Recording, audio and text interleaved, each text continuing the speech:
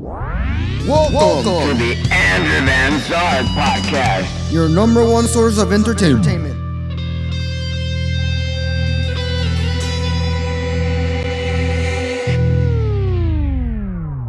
Hello and welcome to the AVZpodcast. Today we're going to review the most anticipated movie of the 2018 on Marvel Studios, Black Panther. Besides Avengers Infinity War, because that's also big anticipated. But we're going to just review Black Panther from the production side and the music score section.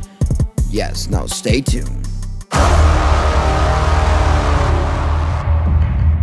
You're telling me that the king of a third world country runs around in a bulletproof catsuit?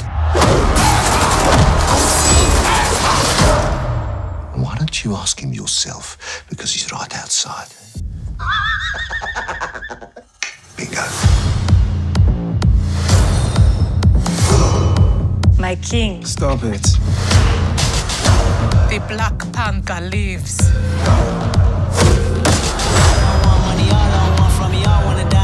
A war is coming. That's damn calm. Watch me do my. I hope you're ready, bro. Because I'm just getting started. Let's have some fun.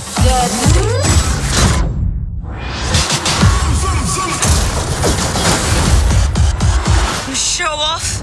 They don't want to see me get into the shit.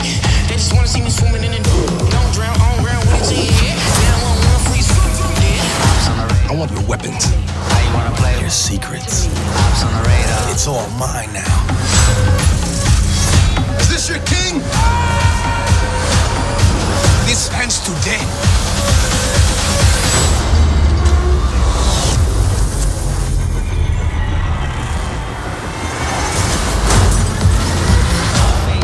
Face, your face, more defeat. I know it hurts. Get tickets now. Before we start this, I never had heard about Black Panther, before Civil War, Avengers Civil War, and I saw how he, portrayed Black Panther, and we got to see how he rolls, how he attacks, how he fights, how everything is, portrayed about him, and I was pretty impressed with Black Panther, and more so that he's from South Africa. When do we see minorities reporting in a film of superheroes being the main attraction? That's wow. And then we expected a movie from Black Panther, and we so got the Black Panther movie, so anticipated that we were like, wow, there's gonna be a Black Panther movie. Whoa, this is cool, yay. And I saw the trailer and I was like, wow, this has a lot of potential. And I went and I saw the film and I was so impressed, especially with those visuals, man. That beautiful scenery from South Africa. Whoever thought you could see a superhero being portrayed in South Africa? When would you see that? That never happens. Those minorities would rise up. We start seeing that from Wonder Woman, that they were portraying the minorities, females. Back in World War, there wasn't, any rights for females or women at any cost or anything. They were just minority, and Wonder Woman brought that to a spotlight, saying women need to be portrayed, need to be in the spotlight, need to be on the first place, please, now or never. And now we see this in Black Panther, where we see all this scenery of different societies, different minorities. When we went to the scenes where you see about the U.S., where one of the characters' brother was in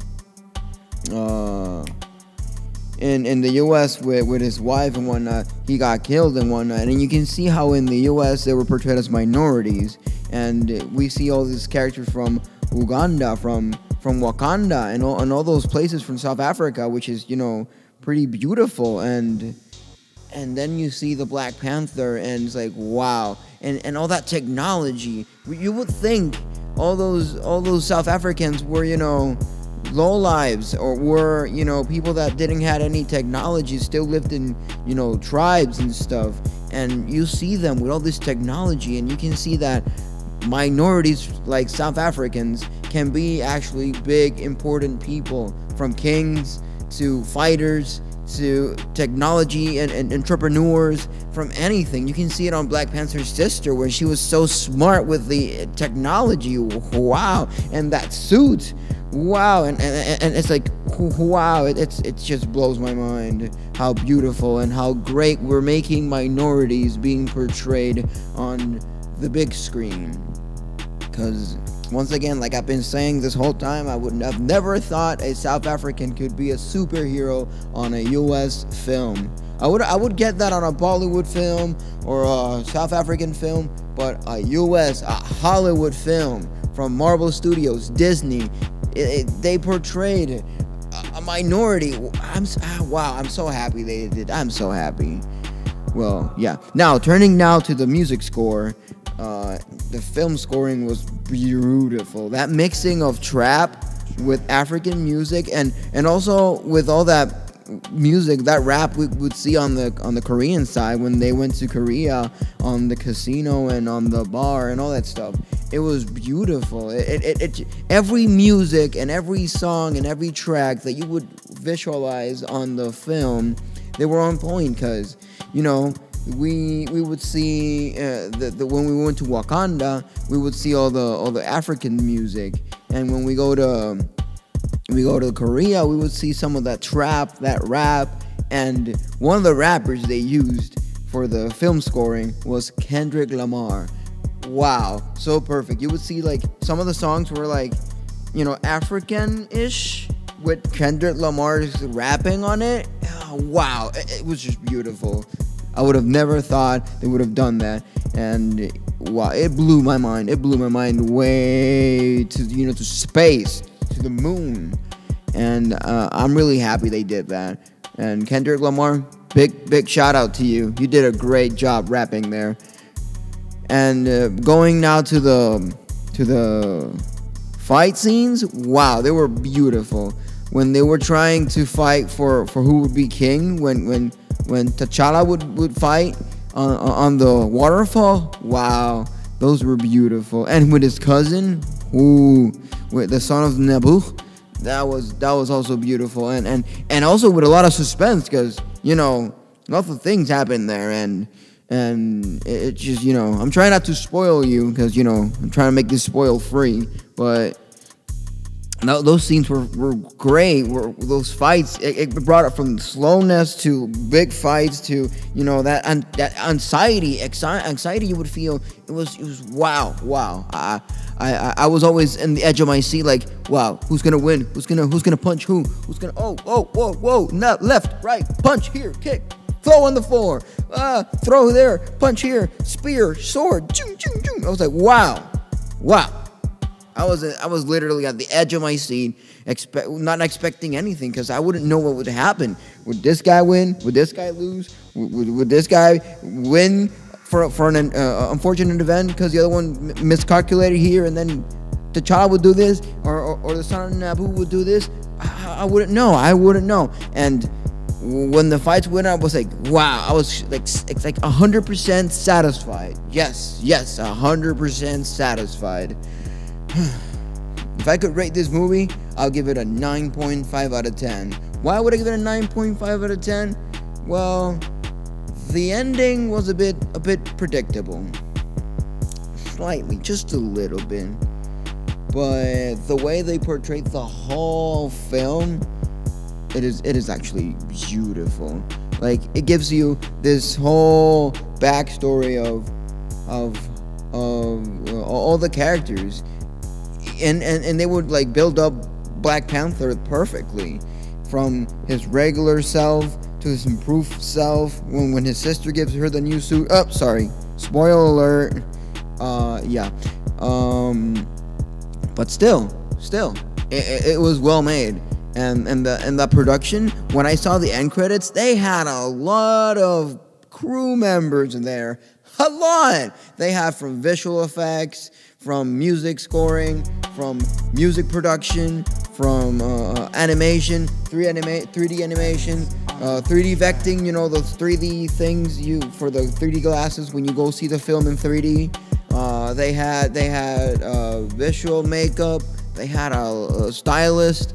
it was a big long of crews, and they were divided, and each crew had a subdivision. Oh, yeah, it was a big crew there, and honestly, that big crew made a perfect film. Well, not that perfect, because I gave it a 9.5 out of 10, but still, I give it a big thumbs up.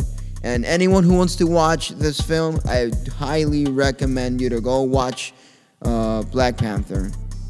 Even if you don't watch it on the theater, you can go watch it when it comes out on DVD, or when you can watch it on Netflix or on Amazon Video, anywhere, wherever you get the chance to watch it, go watch it, because it'll teach you good moral views and good messages about minorities, about people who need to shout out. It's not just about minority, about South Africans or black people. It's just a whole overview of minorities, because you see how T'Challa wants to, well, not T'Challa, more her sister wanted to unify and make, with the things we have as Wakandans, that's what she said, things we had as Wakandans, people from Wakanda, we could help other nations, other people. And at the end, you see how they actually get to do that in some sort of way. And the way the film ends, it was just perfect, because they do something that I'm not gonna say what it is, because I'm trying to make this spoil free. But when that thing happens, the movie just ends. And it leaves you in a cliffhanger. They're like, wow, I can't wait for the next thing. I cannot wait. And it anticipates you to Avengers Infinity War, because when the film ends, you see that there's a little text in the screen saying, don't worry, he'll be back in Avengers Infinity War. And I'm like, yes! Now, speaking about Avengers Infinity War, anyone in the comment section, could you comment saying, is it possible to make Avengers Infinity War with a straight storyline? Because I think that has a lot of things happening here and there. When you read the comics of Avengers and things that connect to Infinity War, you're like, huh? What are you gonna do in this film? There's a lot of story to mix here that it's not gonna be that easy to portray in just one film. I'm pretty sure they're gonna cut that in parts, because I don't know. Starting with Black Panther, then we have the whole original Avengers, and we see that we have Spider-Man now, Iron Man, Thor. How they're gonna mix all these things up? They're trying to mix so many heroes. I think the Guardians of the Galaxy are gonna be there, I think. I'm not really sure. Comment in the comment section below if there are really gonna be in the Infinity War film. But still, there's so many things to portray there that it's gonna be confusing. It is already confusing. I was with my neighbor talking about Infinity War and Black Panther and all that, and we were saying that it's so confusing, because there's so many things we can match in there that I don't know how they're gonna do it. But I'm really psyched to watch it, and when it comes out, I'm gonna go straight ahead and watch it and see how they portray every single storyline that they're trying to mix in an Infinity War.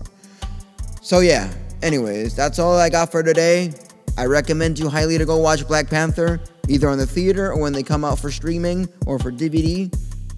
So yeah, anyways, don't forget to find me on Facebook as Andre Van Zark, and also on Snapchat, Instagram, and Twitter. And don't forget to subscribe to my YouTube channel, and super important, click the bell to get notified. Also, I want to let you know that I'm starting a new show.